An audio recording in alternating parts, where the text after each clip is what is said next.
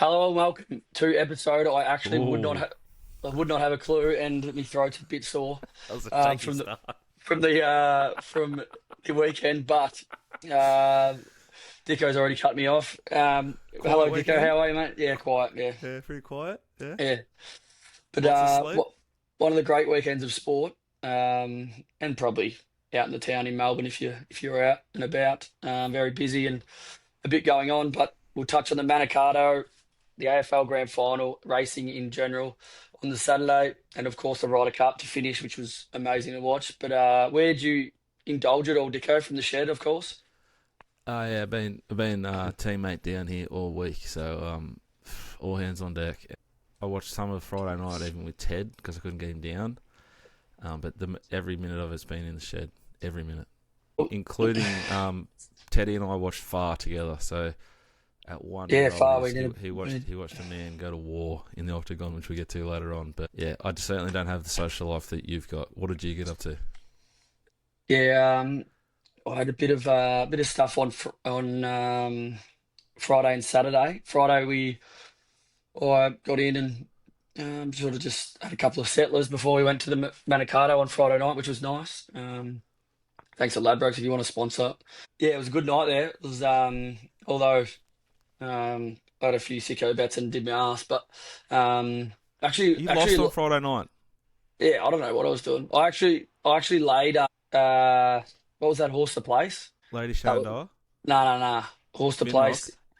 No, that favourite in the what was it on Friday night? Hang on a sec. Escher. Escher, yeah, late Escher the place. That was my probably biggest bet of the night. I didn't lose too much, but that got me back a bit. I had a few like sicko multis that cost me, but I produced one of the great sets of all time Friday. Like started yeah, at Benella, fed you all the way through to splashback, and you've lost. yeah. But like when you're at the races and you're like carrying on, and I'm not there. I'm not. I don't go to the races like you and be serious punting. I go to the races for fun. Was that before or after you or your brother got a photo with Toby Green? No, Because it I was on saw one on Saturday. social media, and there was comments about like what's happened to Paps, like he's Benjamin Button sort of thing. And I was like, that's his little brother, not him. And then you've just confirmed pre-show that was you.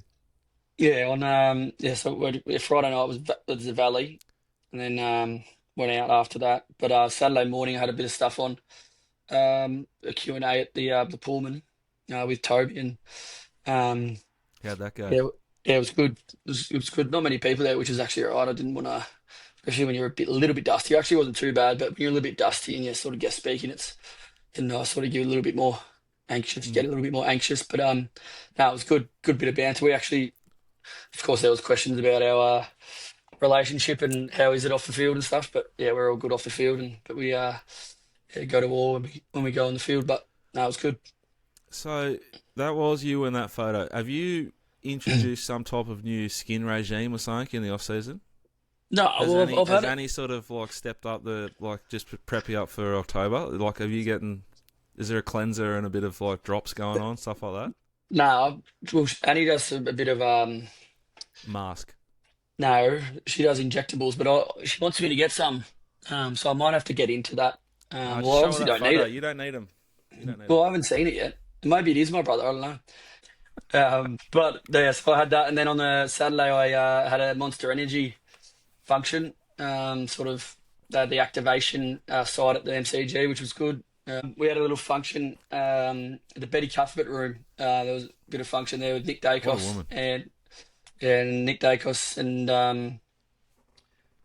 oh, what's her name? Wasn't there, mate. The old neurons aren't really firing at 100%, are they? No, no, what's her name? Oh, yeah, me, Dacos, and Taylor Harris did a little Q&A there as well. So that was good fun. What was a highlight of like your Q&A with Toby or your Monster commitment or the Coca-Cola room? Was there a highlight from the day? Did you meet someone that you thought, "Dude, they're pretty cool," or someone you hadn't Oh, met before that they're interesting? yeah, I actually haven't had a few beers with Nick Dacos before. So it was actually quite nice to sort of actually I've had a couple of chats to him sort of through the Monster, but it was actually quite nice to have a couple of beers with him and just talk a bit of crap rather than just about footy. So he's a great great bloke, and yeah, it was good fun. He had another mate there as well, and I had a mate, so we had good seats there. And I think I was actually speaking to him about the about how he was feeling because of he obviously lost last week, and he was very close to playing in the grand final and winning the premiership. And I was saying how you sort of, it's obviously you're jealous and stuff, but for me, we weren't in the final series, so you sort of disconnect yourself a bit. It was a bit the Mm. same with Toby Green. He sort of said the same when we got asked. He sort of said, "Yeah, it's like you want to be there, but you are a long way away from being there, sort of thing." So if you don't make finals or you sort of get knocked out in the first round, you are disconnected a bit from it, and it's a long way away. So he was obviously feeling still pretty flat from the week before, and um, yeah, so he sort of didn't really enjoy it too much watching the game, but it was a good game up until sort of the third quarter, and yeah, it was good to watch. What did you make of the game? Who did you expect to happen? What happened? Like it was a game of like literally two halves. Like it was a big cliche game. Yeah, First it half was. was like war, real arm wrestle, and then the floodgates opened. Yeah, first half was like contested, very not much. Didn't feel like there was much space out there watching. It was actually a really good game. The first half there was not much room at all. A lot of just contested ball. Like it wasn't much free flowing, and it sort of opened up, and Brisbane got on top. I didn't expect that to happen at all. I thought it was just going to be a hard slog all day, and sort of going to be a kick in it. But yeah, to Brisbane's credit, they're an unbelievable team. Fags is an unbelievable coach. They've got some unbelievable players in their team. I just don't know how they do it. But yeah, full credit Brisbane. I'm going to arguably oh, could be yeah, could be if they go again next year and win it. That I think it definitely locks them in for the probably best team of the 20th century, in my opinion. You could argue they already are, and they're going to recruit like a proper ruckman, an upgrade, and an upgrade in forward. We know Mm. already they've got kids who are going to get better. I think they're incredibly scary. Yeah, I think they only get better next year. It's going And to they be have so interesting to many see. stars, Tom, that didn't play. Like that Kitty Coleman, he's electric. Keely Coleman, Hipwood. There's a few others that probably missed out that could probably be playing in most sides that didn't get a game because they weren't good enough, but they'd probably be playing in most other sides because they've got so many stars. But it's going to be interesting. I think probably they've got probably one more year of this sort of team, and then a lot of teams are going to go after a few of their sort of stars. You would imagine, like your Baileys and the free agents that are sort of out of contract at the end of next year. Um, yeah, it's going to be interesting, but yeah, it's amazing how they just keep getting it done. It'd be good to have a beer with Bailey in like 2 years and just say like you probably cost yourself like 400 grand a year if you could have just kicked straight. Like if he kicked straight, Yeah, he kicked like 7 or 8 goals on Saturday. Won the yeah, Norm Smith. The game was over at half time. It was yeah, like he was like just had his own footy again. yeah. He's a star. It was I don't reckon it was like he obviously the stat sheet, but he was doing other stuff that sort of you don't get a stat for, and or you do get a tackle or make big plays, smothers or things like that, working hard. So he was doing everything. Yeah, he was unbelievable. Zorko was a lead off halfback, probably doing what halfback does. Harris Andrews was a gun. They just had it. They had players all over the field that were playing very well, and yeah, they were too good in the end. And I think obviously, yeah, Geelong had a bad day really. I thought that Fagan's like coaching performance is like we talked about. I think maybe last week and compared him to Waller, like how they kind of cruise. They did it even in the last 2 games. They were just like they sort of absorbed the punches and stayed in the contest, and then flicked a few switches, and all of a sudden they were just out and running, and Mm. pulled them to the sword. The like usual suspects are the guys that got free and kicked the goals. Like a Fry Yeah, as the opposition coach, he's stiff not to win a grand final against Collingwood. He just decimated you guys last year. He destroyed Collingwood in the prelim when that game was 50-50. And then on Saturday again, it was he's quite unbelievable, I think.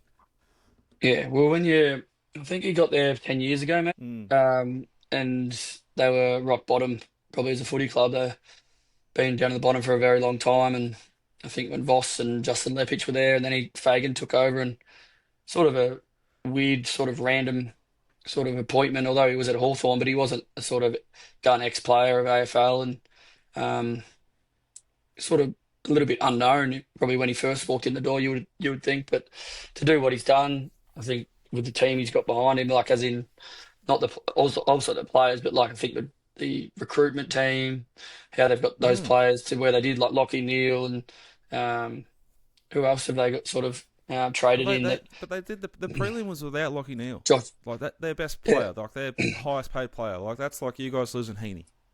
yeah, Like that, they won the prelim convincingly without him. They ran so deep. Like it's quite unbelievable what he's done.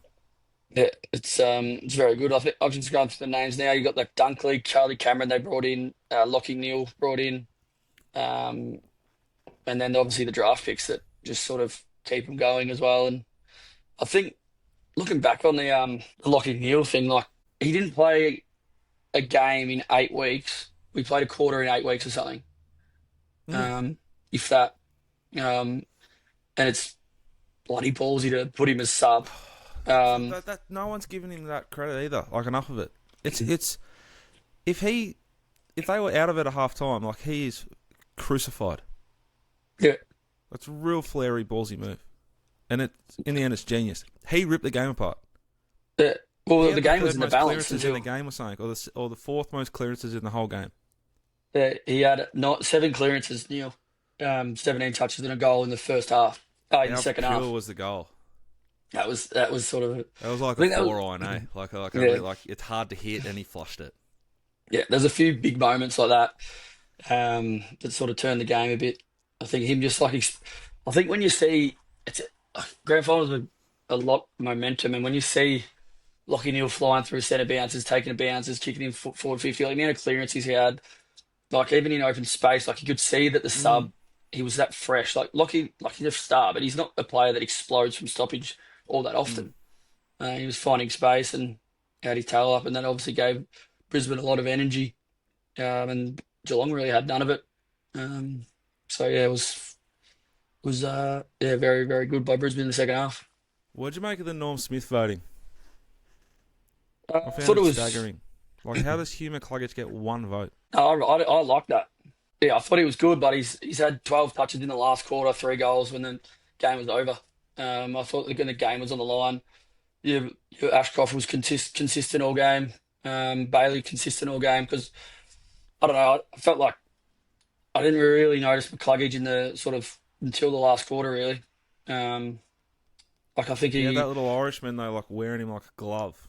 yeah, I think he had 13 up until 3/4 time with the goal. And then he's had 12 and 3 goals in the last. So that's sort of, I think I thought that was good by the voting system that they didn't just look at the stats. And that's Yep.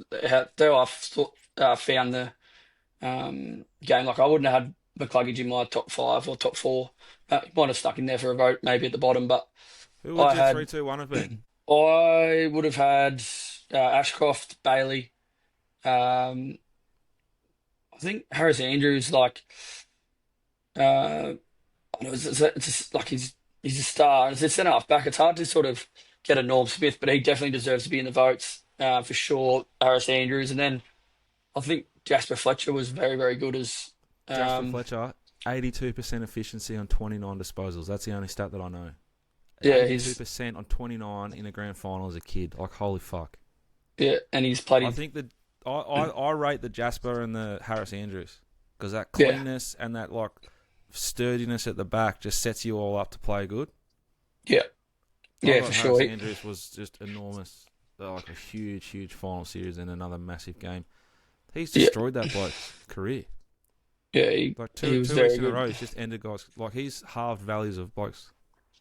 He I think that's what Geelong definitely missed was Stewart because sort of he's the sort of caretaker for Geelong Mm. down there, and I think Brisbane's he's Harris Andrews, Yeah, and that was sort of the difference to sort of help him set up behind the ball, and and big Jeremy Cameron going down.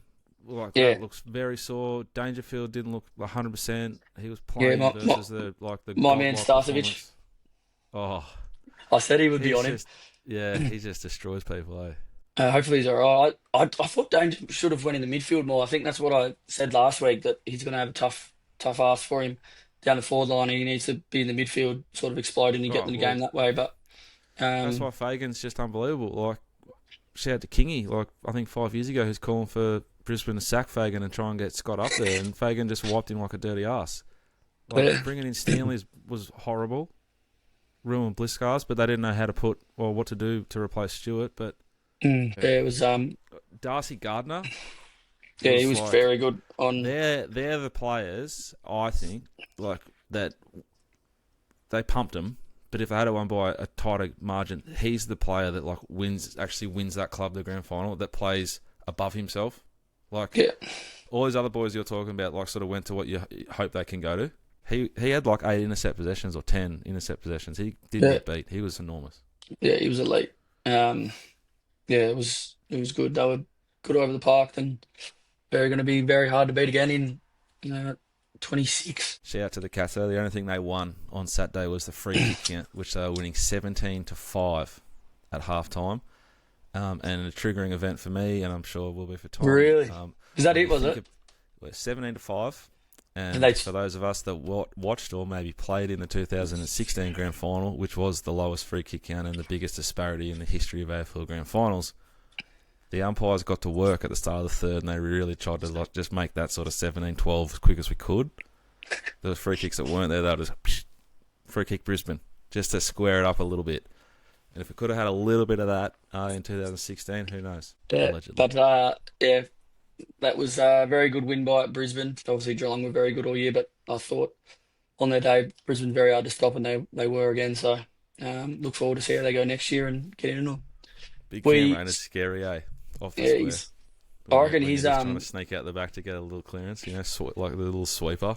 I reckon he could explode next year, Cameron. Sort of. I reckon he might be. I reckon he could be an All Australian next year, first time. Sort of half forward mid. He sort of really sort of realised how strong and good he is this year, Yeah. breaking tackles and exploding. So I reckon he can be an All Aus next year for sure.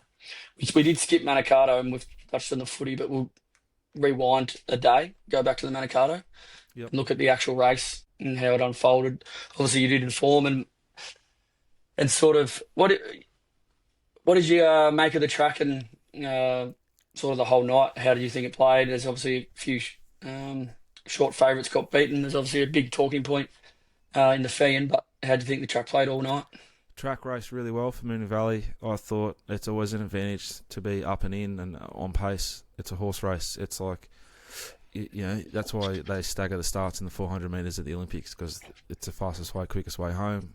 They ran on and made ground. Lady Shenandoah was evidence of that. It was like 2:30 early, sort of softened to like 2:50, 2:45, and they started to see the track was fair, and it started maybe 2:30, 2:20. If the track was biased, it would have started $3 something, like heavily biased. I thought the track raced great. The crowd looked enormous, and it looked like it was a big, like, good time on track. You were there. The bits that you can remember, I'd assume that the vibe was big. And Pistol and P Rat tell me that the biggest vibe of the night was Pride of Jenny. It's amazing. Like the fans absolutely love her. Like the crowd was going off. Mm. But I think it'd be interesting to see, because I reckon a lot of those punters would have had Treasure of the Moment in a multi or something like that on track. They would have or Lady Shannon or the Vinrock Treasure of the Moment Lady Shan multi. I might have been one of them. I was going to say, but you said it. You reckon most of the punters did? Well, your mates did, didn't they, with you? Yeah. But yeah, like she just. What were you thinking when you had that multi and then Vinrock missed the start? Oh, I was like, oh boy, like what goes on? Mark, fuck. What were you I thinking know. when Mark went inside, didn't try and loop him? I don't know. Yeah, I was, but I didn't know what I just was fuming at myself that I actually had the multi, but I um, love that you did.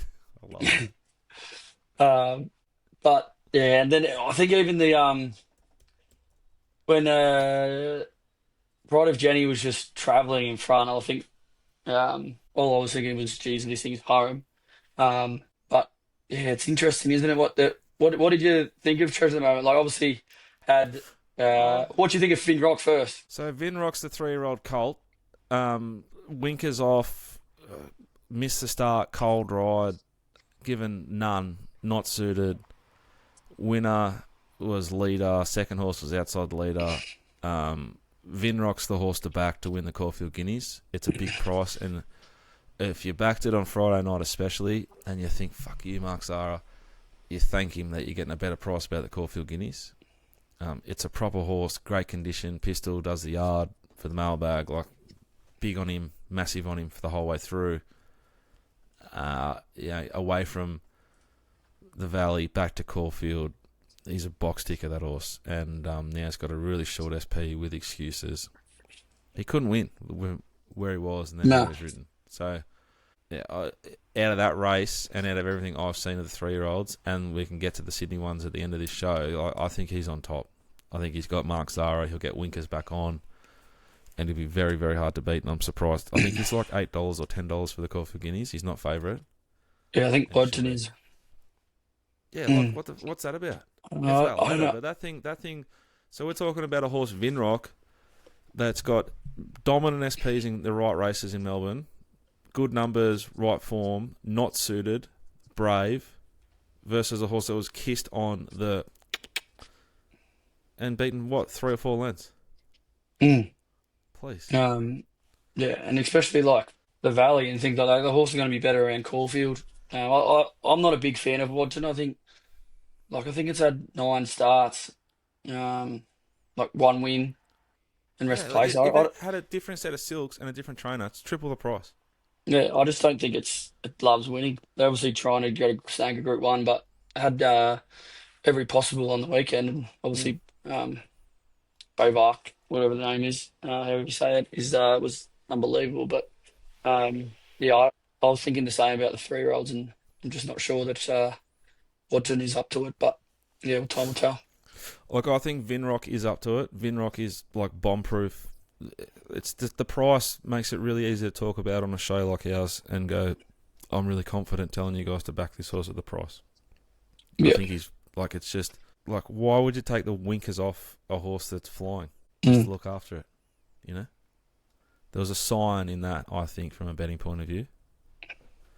But anyway, Yeah. I'm all about Vinrock. Very keen Vinrock to win the Caulfield Guineas. Yeah. Where else do you want to What go? about the fee and the pride of Jenny and Treasure of the Moment? What do you do with Jenny? Like Oh, you just she got sucker. lay her the next start, you Like reckon? I'm so off her. Well, no, you lay her if she's sub $5 Yeah. anywhere because you can't trust her.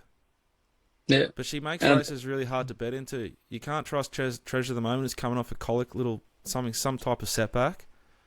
And she's done a really good job and gone really good. Not enormous versus her profile, but gone super. But when she does this, nothing else can compete unless she stops.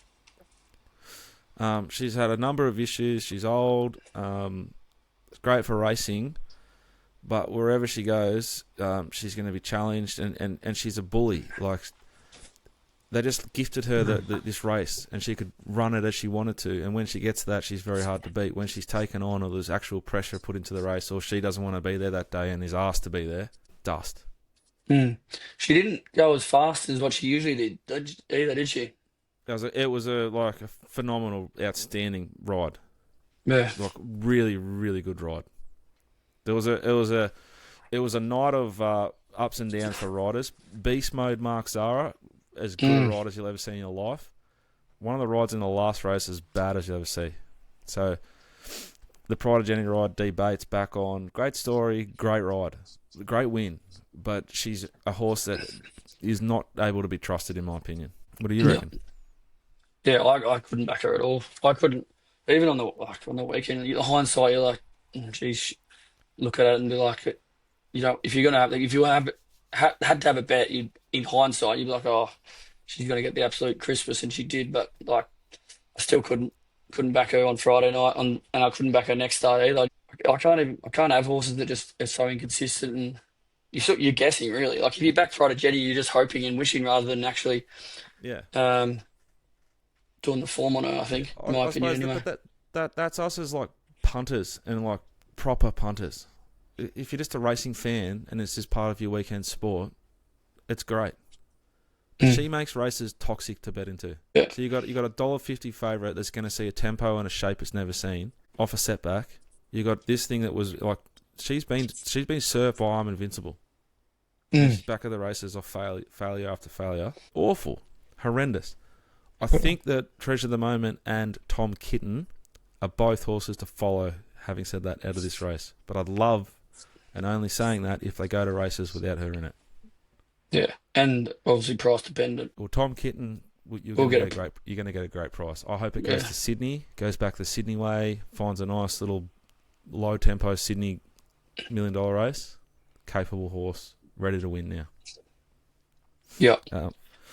The Group 1, Paps. This is the only time on the whole weekend where the Queensland Spirit really fucked us all in the arse. And Rothfire and Nash Awilla, love Nash. This isn't the worst ride of the night, but it's the second worst. And everything is governed by self-interest. And I had a little specky on Rothfire. Pings the lids. Cold as. When he goes cold, he jams our other bet, Lady Shenandoah. So it's green as. Where's it want to go? Nowhere to go. Awful action. It also makes the race go slower because he hasn't put pressure into it, which jams Magic Time that I'm on, the main bet. You look at the tempo on Sunday night and you just want to cry. Very slow tempo.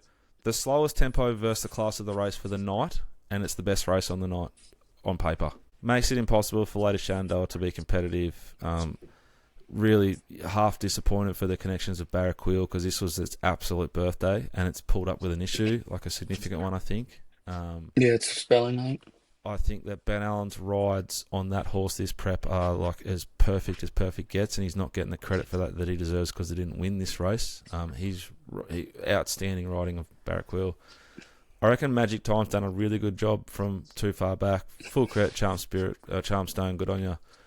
And Lady Shenandoah, just the perfect little setup to bounce and be very hard to beat wherever it goes next, which I think might be the Everest. Yeah, it's going to be interesting to see what J-Mac does now, if he does stick with Lady Shenandoah or goes Jolly Star, and how much he thinks that run could have taken out of her, or did she not just like the Valley that much? And there's a few excuses there, obviously, out of the gates and over race and things like that, but I think it's an interesting time for J-Mac, see what he does and how much forgiveness he has in the horse. Charmstone, there obviously a bit of talk around going to the Everest with that horse. What do you reckon? No way. No way. Completely blessed. Like Blake Shin's ride, just outstanding. His like tactical intent to jam Mick D back a pair on Magic Time, like decided which one of them finish in front of each other. You know? Yeah. Obviously that's before the race is run, from the 12 to the 6 and there's no tempo, but just having that position in run advantage over Magic Time was crucial. Blake Shin, very, very, very good ride. But, Skybird's put... dust. Yeah, it's pulled up lame as well. So, like, can they pull that from Everest? Yeah, it's in the Everest. Like, who took Skybird's... So who paid up for Skybird? Which slot was it? Inglis. I don't know, though. I think it's Inglis. That would have to be, like, can you pull your slot or what? Look, basically, Tommy, in like two or 3 years, we'll know the answers to this because we'll have one of these horses. But at this point of the game, that type of detail is beyond me. Yeah. But I would suggest that there's so much money on the line that there'd be pressure applied if it needed to be, and the horse might need to be spelled, things like. Yeah, for sure. Other than that, we're at Manikato. We'll just shout out Tommy Berry in the last. Came down from Sydney for one ride, lit it up, like really revved hard in the stock stakes from the 1500 metre start, like went ballistic, and then just ripped up the handbrake about halfway through the race. And I'd like to thank him from the bottom of my heart because it set up the race just perfectly for Splashback to run over the top of them all. The old mid-race slow just set up for the swoop. It was horrendous from Tommy, but I really appreciated it. And Splashback was a glorious way to finish off what was a great Friday. Yeah, nice work. Very good from you to find that. And thanks to Tommy. Come down for just that ride. He would finish 12.6 lengths off him for one ride. You'd be pretty flat with that, wouldn't you? He was busy Um, early. He was like, yeah. We anyway, don't full like that credit. much, do we? Digging them up too much early. No, Um, it's never a but good sign. mm, Never good. Righto, where do you want to we'll go? go to Golden Rose? we'll go to Sydney. Um, Bit of talk around the wind and the track at Rose Hill, but obviously they had wind up their arse, and then in run, and then in the straight they had it in their face. So no horse won from outside leader or leading. Sweep spot was just in behind the lead, one out, one back, sort of two, three pairs off, two, three pair back off the leader. But if there was enough sort of speed in the races, horses could make up ground. Obviously, we're obviously outlying Beiwacht as the leader because it's gone absolutely huge, and very, very good. So apart from Beiwacht, that was the only horse that led and won. So and then obviously if there was enough speed on, they could come down the outside. But the sweet spot was definitely sort of a couple of lengths off them, and 3 to 6, 3 to 8 was sweet spots in the straight as well, with a few winners outside of that. But 7 of 10 races come in between that. I reckon we just touch on. Oh, we touch on the Golden Pennant. Race 7, the Group 2, 400 metres for fillies and mares. We found it on the weekend and just an absolute PR again from Manal. There's obviously the Some great 3-year-olds as PR. well. Mm. Full credit You there, love Tommy. sat right in the spot. But I reckon we just touch on we touched on the 3-year-olds. I don't think Manal obviously carried 58 here against the rest of them, and still got the job done.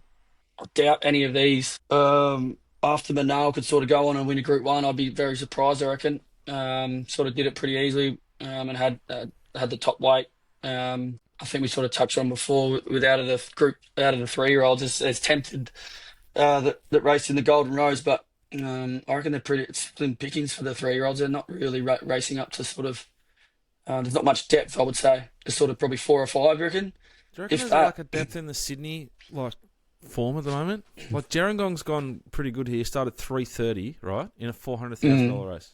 Yeah. It's had its head kicked in Melbourne last 2 starts in $175,000 races and $200,000 races, and started $10 in both. Mm. Well, I just reckon in general, like the 3-year-old Billy's race was it last week went like on the numbers and the data went shocking as well. Mm. Um, I just don't reckon that's as strong um apocalyptic like one, but gee, there wasn't Well, much depth to I that was race either, and talking to Peter this morning. That's favourite for the 1,000 guineas.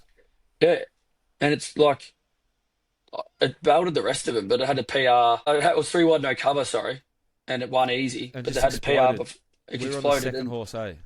yeah, but like I would be if any horse come up from Melbourne, I'd be pretty keen to sort of try Mm. get a price about something for sure, because anything out of the other race, I'd be very surprised if they overturned it on that horse. Yeah.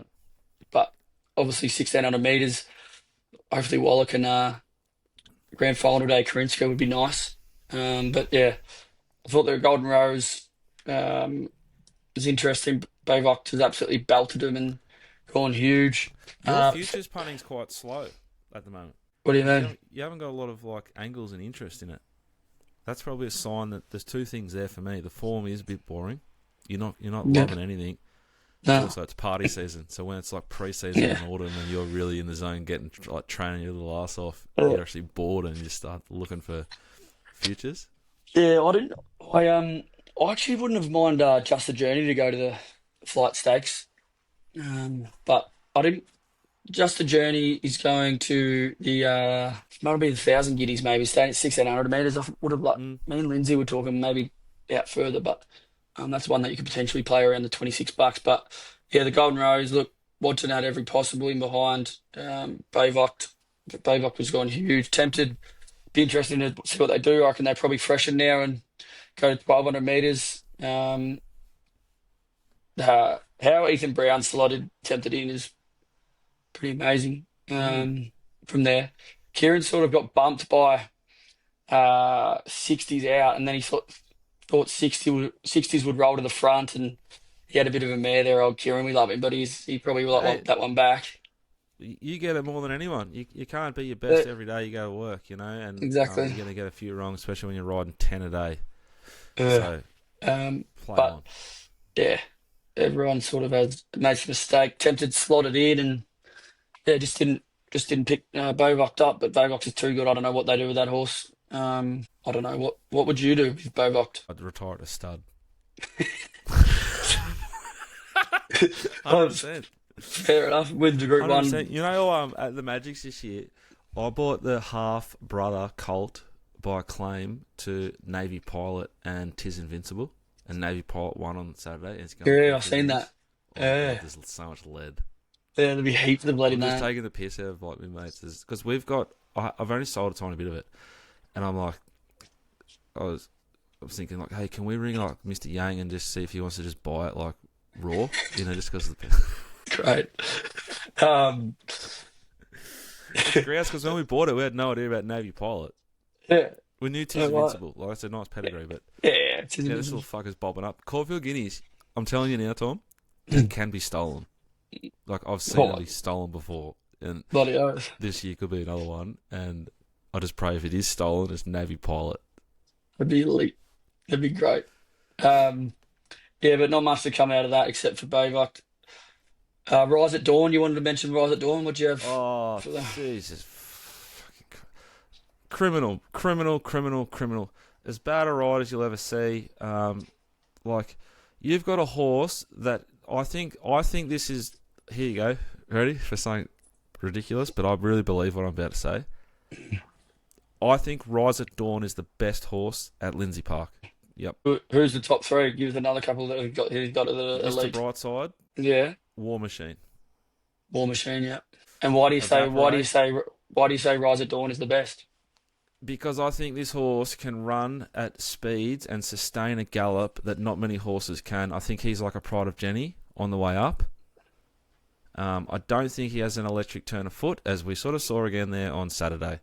He went like 14 lengths slower to the 600 Josh Parr than whoever rode this horse at Flemington went the start prior. 14 lengths. He came home 2 lengths faster than he came home at Flemington. Like, I think he just doesn't have a massive rip on the way home, but he just holds the gallop. Yeah. But if he'd gone 14 lengths harder to the 600, your Waterfords of this race are fucked. They've got a stitch. Yeah. They can't breathe. The lactic acid's through the roof. He's off and he's gone. He's just maintaining his momentum and his rhythm and he's winning. He's got. You get up his punting form. Look at his Yeah. numbers. They're big. Yeah. The listed race, Flemington first up 1400 metres. Yeah, Went I think huge. he's special. I really do. Now, what they do and where they go with him, I don't know. That's probably it, I reckon, for Rosehill. Let's not talk about Sandown too much. Yeah. Nothing really special to report. All our dancers flying but not winning. Not Blake's best work. Horse went enormous. Evaporate. Blake's best work. Brave ride. Rolled forward. Wide no cover. Big number. Juicy number. Evaporate's a weight for age horse in the making. Probably goes to a 2-rack. And you'd assume very hard to beat in a 2-rack. It was very, very strong, I thought, there on Saturday at Sandown. And certainly the horse from the Sandown meeting that's like seriously interesting. I'm just looking now, though. It's $6 in the 2-rack. Yuck. There's actually one that a little sneaky one that Yeah. I've got. God's Widow. God's Race Widow. four. Race four. So just a little bit of a cheeky little sort of a weird runner. It's not suited. Rear not suited. Sort of just on the inside, but wants further. It's had Sienna Grimer. Be interesting to see where it gets out to 2200 or 2000, 2200, 2400. The next couple of starts, I reckon Waller could put a senior rider on. Look at you. You've done notes on everything. Yeah. I, You're all over it. but I was just having a look. It's got some Group 3 placed in Europe over 2400. And it had a second listed over 2200, and the figures aren't too bad. Senior rider out to a little bit further, either the next start or the start following. Might get a good price. Ryder Cup. Talk me through it. I consumed it probably more on social media rather than actually watching, so I didn't really want to get up that early. But yeah, from the social media stuff, there's a bit going on here. Oh, it's just the best with, especially like once you get kids, they finally gone to bed. It started at like 9:10, so you could watch it for like 2 hours, 3 hours before you went to bed, and then you get up at 4 or 5 with one of them. Like one day, I just brought Teddy out to the shed at like 4 a.m. and just tuned in.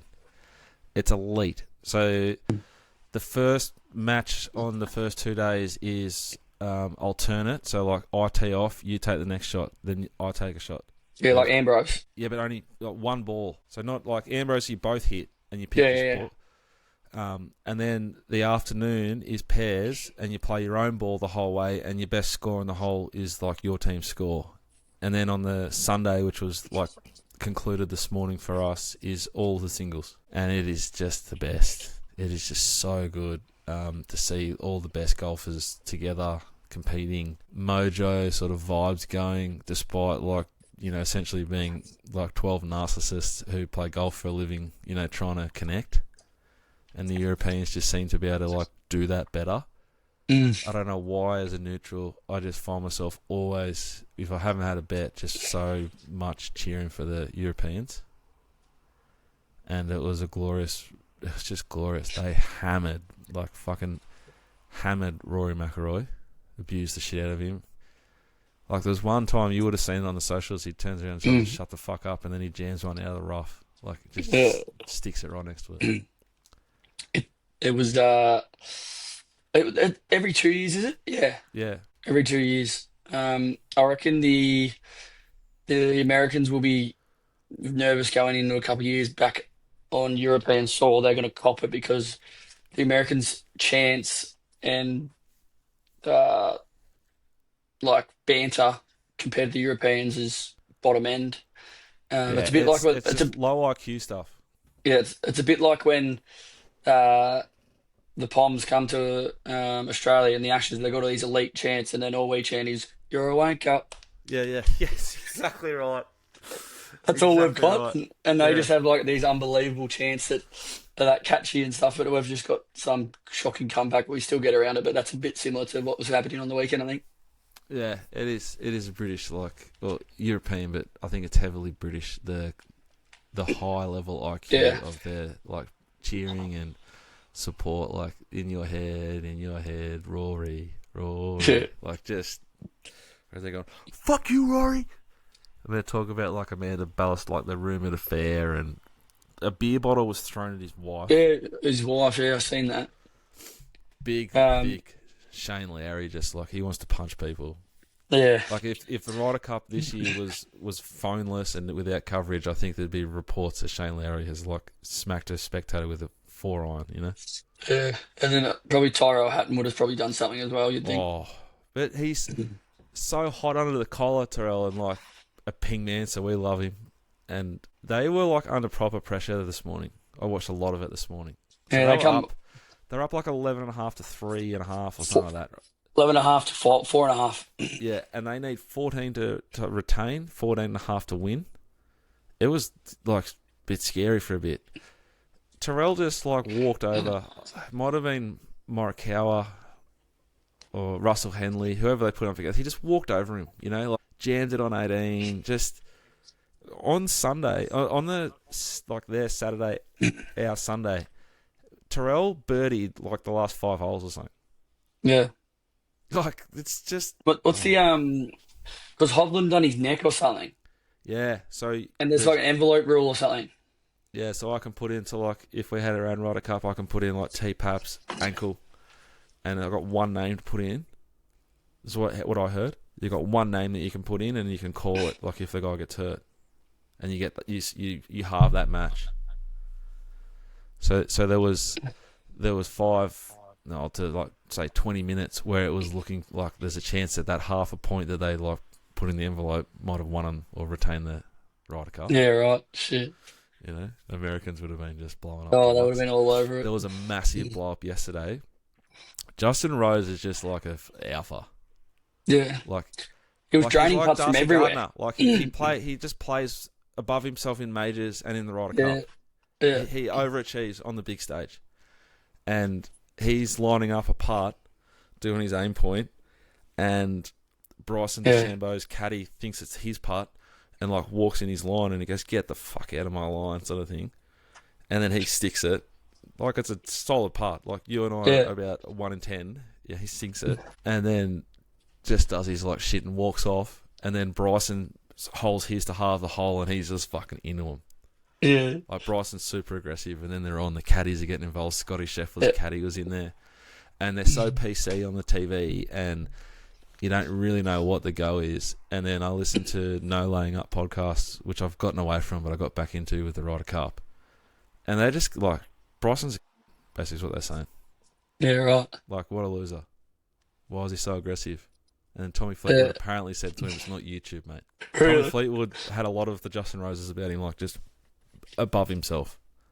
Yeah, because do you reckon they actually like on tour? Do you reckon they get around each other, or like do you reckon that like the Americans and like sort of Tommy Fleetwood and the Lowrys and the McIlroys don't really get around DeChambeau and the Scotty Scheffler and stuff like that? It's probably hard to not like Scotty Scheffler, but I think a fair few of them wouldn't like. Yeah, but I think DeChambeau. Scotty Scheffler is kind of like Buddy. Like he's not like he's the best. But when it becomes a team event, he's not like a captain. Yeah.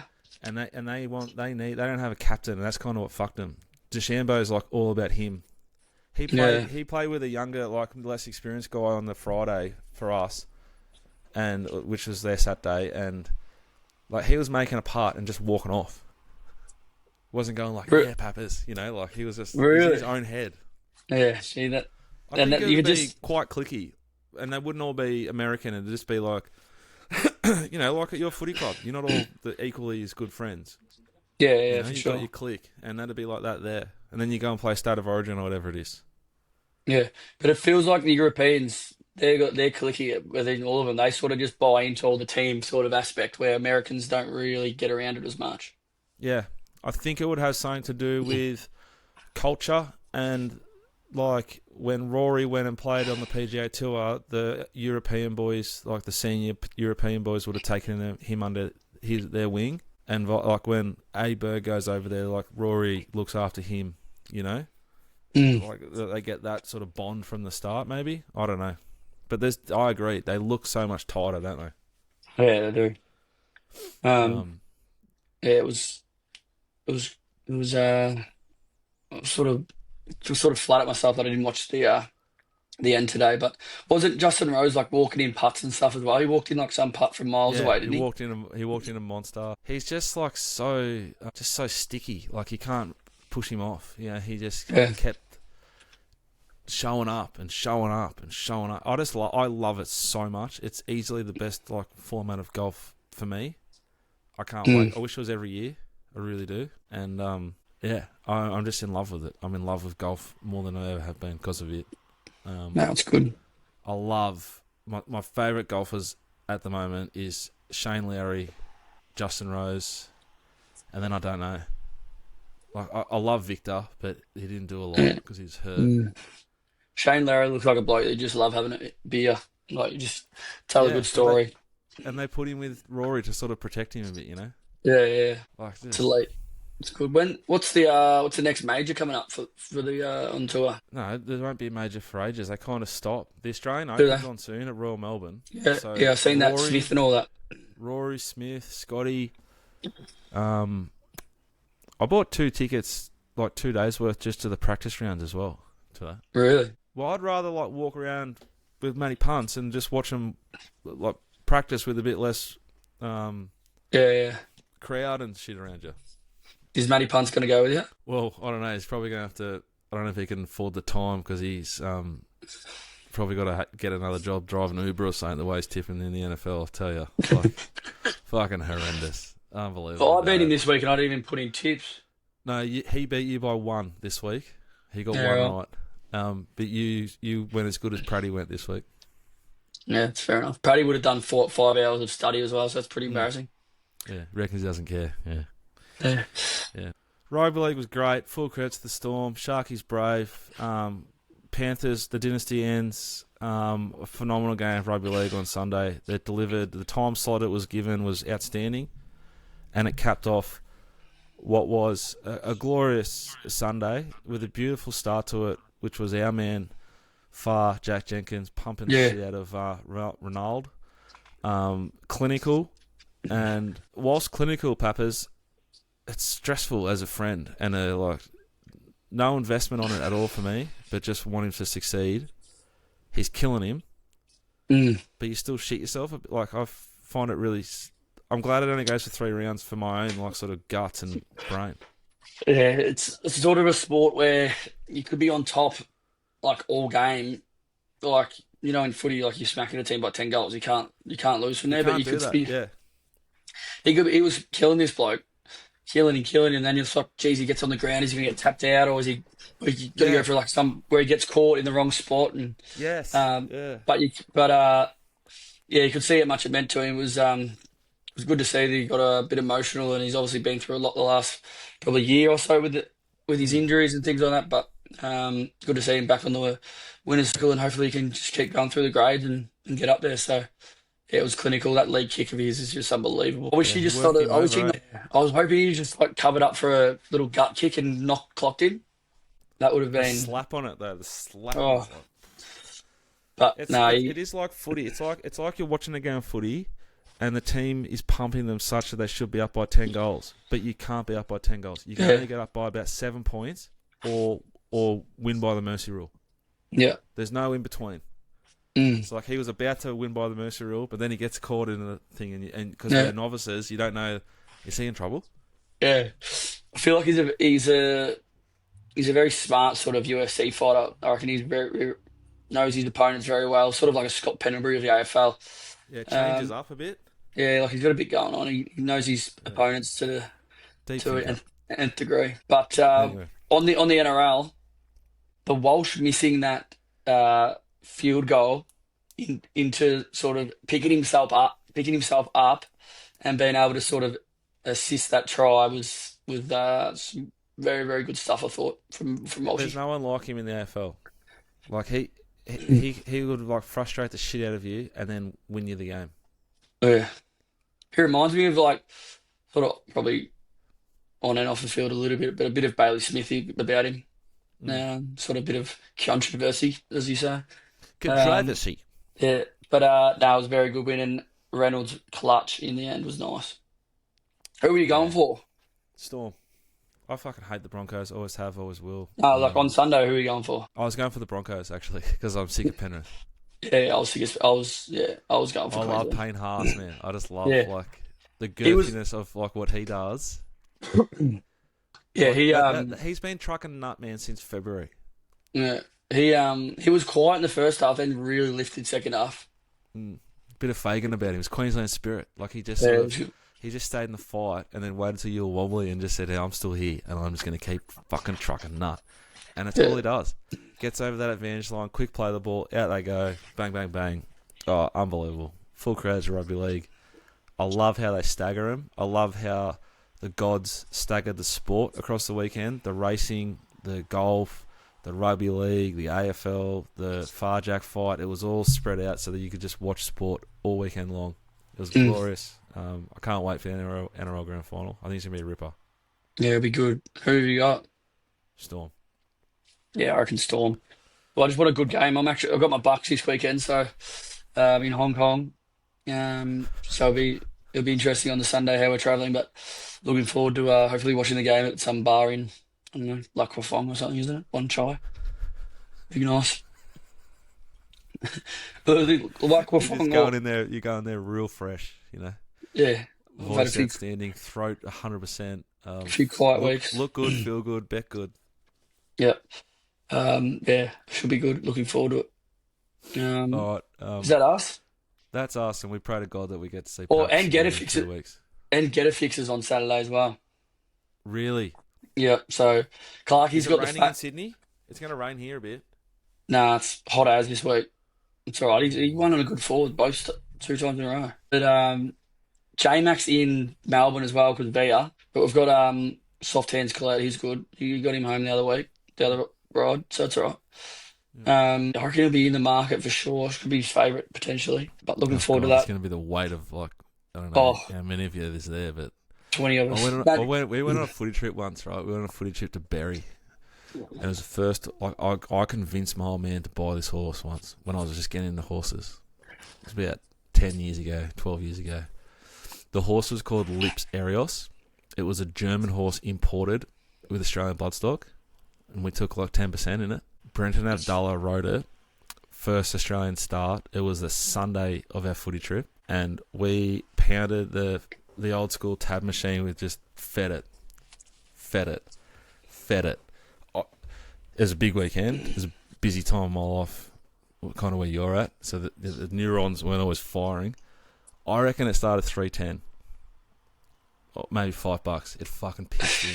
And really? we bought this pub home and it paid for everything. That's It was elite. the greatest. Lips Arios. One at Ballarat, somewhere like Ballarat. I think it might have even had the German trainer, but Brenton Abdallah rode it, and like all the boys, they're still talking about Lips. Anyway, I hope Get a Fix does the same job for you Oh, in honkers, and the boys just light it up again, and they say, "Why don't we stay for another week?" oh, it'll be good. It'll probably blow the roof off the joint, but it'll be good. Looking forward to it. That's us, I reckon. Covered everything. Manikato, AFL, NRL racing, Ryder Cup. We'll be back for Eyes on Ponies on the weekend. I'll get my form done before I go to Hong Kong. I've got the BNF Thursday as well, so I'm gonna have to get it in early. But yeah, we'll be back on Saturday for Eyes on Ponies. Thanks for listening. Gamble responsibly, drink responsibly. Bye for now. Bye for now.